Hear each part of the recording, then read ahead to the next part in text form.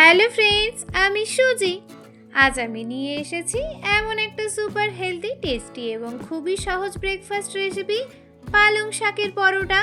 যারা স্বাস্থ্য নিয়ে সচেতন আবার একই সাথে সুস্বাদু কিছু খেতে চান, তাদের জন্য আজকের এই রেসিপি একদম পারফেক্ট। পালং শাক হচ্ছে ভিটামিন, আয়রন আর ফাইবারে ভরপুর, যা আমাদের শরীরকে রাখে শক্তিশালী এবং এনার্জিতে ভরা। অনেকেই পালং শাক খেতে পছন্দ করেন না, বিশেষ করে বাচ্চারা, কিন্তু আজকের এই রেসিপি এমনভাবে বানাবো যাতে সবাই খেতে ভালোবাসবে, কোনো অজুহাত থাকবে না।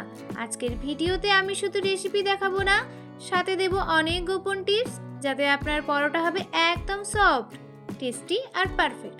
তাহলে ভিডিওটি স্কিপ না করে শেষ পর্যন্ত দেখুন, কারণ শেষে আমি শেয়ার করব কিছু এক্সট্রা হেলদি সার্ভিং আইডিয়াও। চলুন তাহলে শুরু করা যাক।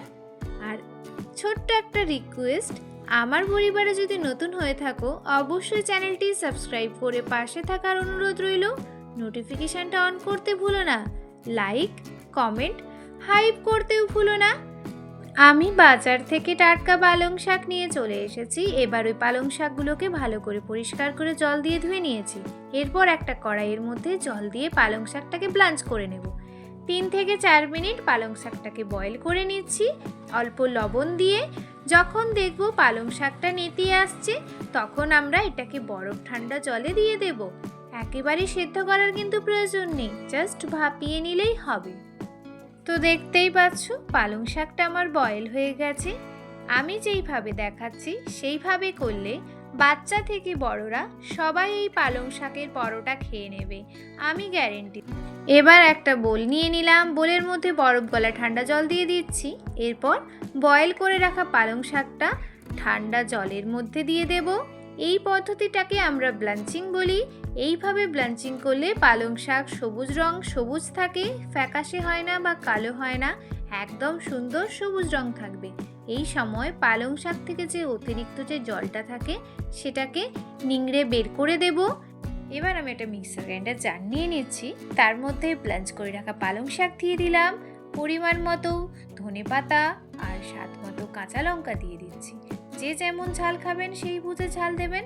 তোমরা চাইলে এখানে আদা রসুন পেস্ট ইউজ করতে পারো। এর একটা স্মুথ পেস্ট রেডি করে নিচ্ছি। যেহেতু আমি এই পরোটাটা হেলদি বানাচ্ছি, তাই আমি ইউজ করছি মাল্টিগ্রেন আটা। তোমরা ময়দাও ইউজ করতে পারো।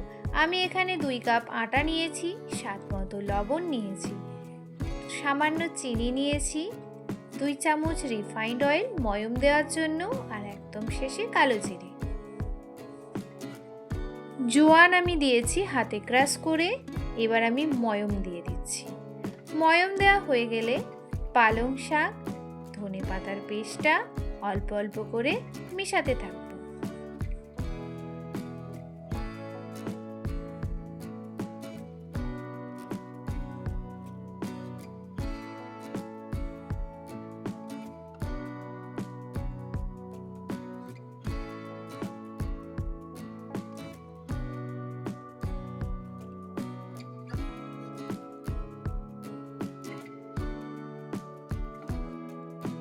এবার আমি যে পালং শাক, ধনেপাতা, কাঁচা লঙ্কার পেস্টটা রেডি করে রেখেছিলাম সেটা অল্প অল্প করে অ্যাড করে দিচ্ছি।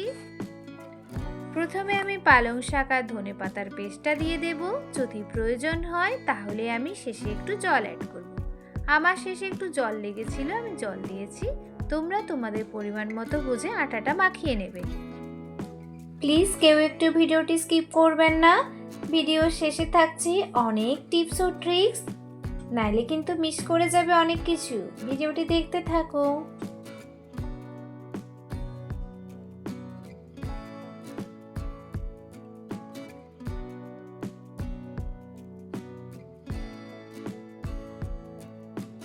আটা আমার মাখানো হয়ে গেছে। এবার আমি এটাকে একটু 15 মিনিটের জন্য রেস্টে রেখে দেব।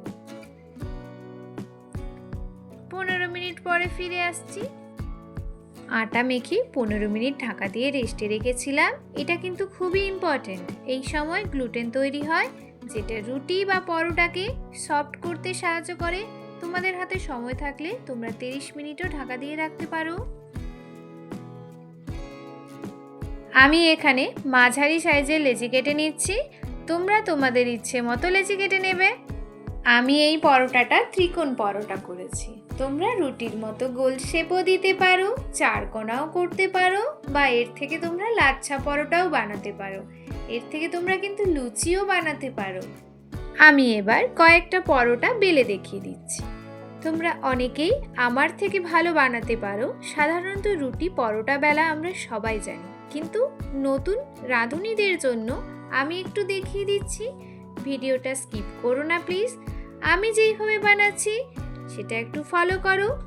তোমরাও অবশ্যই এইভাবে বানিয়ে নিতে পারবে, আর তোমাদের পরোটাও হবে একদম নরম তুলতুলে।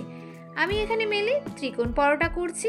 তোমরা এইভাবে গোল শেপও রাখতে পারো, চারকোনাও পরোটা করতে পারো। তোমরা সবাই জানো, প্রথমে আমরা যেমন রুটি গোল মতো বেলি সেইভাবে গোল শেপ দিয়ে বেলে নিচ্ছি। তারপর ফার্স্ট হাফ ফোল্ড করলাম, এরপর আরেক সাইড ফোল্ড করে নেব। ত্রিকোণ শেপ দিয়ে এটাকে হালকা হাতে বেলতে হবে। কিন্তু তোমরা চাইলে প্রত্যেকটা লেয়ারের মাঝখানে ময়দা গুঁড়ো বা তেল ব্রাশ করে দিতে পারো, তাতে পরোটা তৈরি হওয়ার পর প্রত্যেকটা লেয়ার তোমরা খুঁজে পাবে। এই পালং শাকের কিন্তু অনেক উপকারিতা। পালং শাকে প্রচুর আয়রন থাকে, যা শরীরে হিমোগ্লোবিন বাড়াতে অনেকটা সহযোগিতা করে। চোখের জন্য কিন্তু এই পালং শাক অনেক ভালো, কারণ এই পালং শাকে থাকে ভিটামিন এ।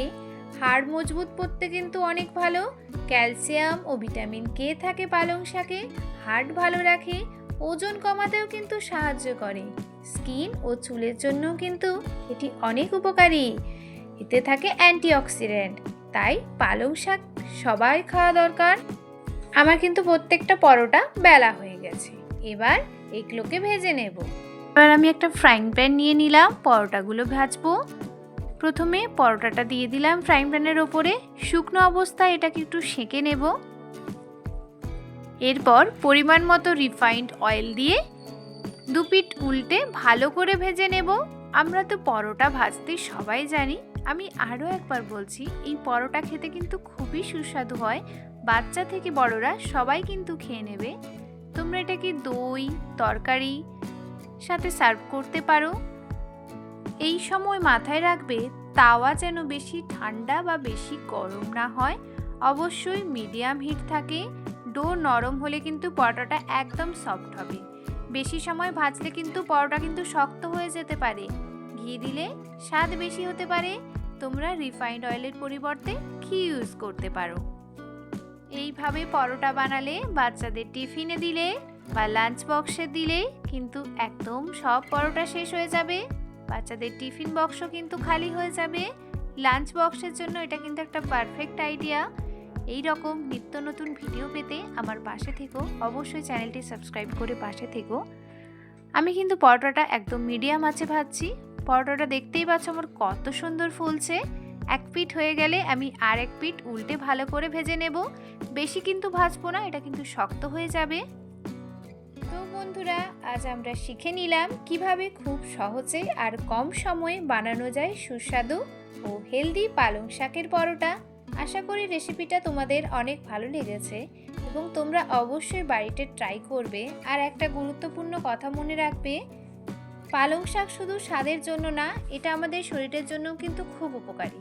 পালং শাকে প্রচুর আয়রন থাকে, যা আমাদের রক্তে বাড়াতে সাহায্য করে এবং শরীরকে শক্তিশালী রাখে। তাই চেষ্টা করবে নিয়মিত ডায়েটে পালং শাক রাখার। যদি ভিডিওটি ভালো লেগে থাকে তাহলে একটা লাইক দিও। আর এখনও যদি আমার চ্যানেল সাবস্ক্রাইব করে না থাকো, অবশ্যই সাবস্ক্রাইব করে নোটিফিকেশানটা অন করতে কিন্তু ভুলো না। কমেন্ট করে অবশ্যই জানাবে তুমি এই রেসিপিটা ট্রাই করবে কিনা, আর পরের ভিডিওতে কি দেখতে চাও। তোমাদের প্রতিটা কমেন্ট আমার জন্য কিন্তু অনেক মূল্যবান। ভিডিওটি তোমার বন্ধু ও পরিবারের সাথে শেয়ার করতে কিন্তু ভুলো না। এই গরম গরম মজাদার পরোটা তুমি নানাভাবে সার্ভ করতে পারো।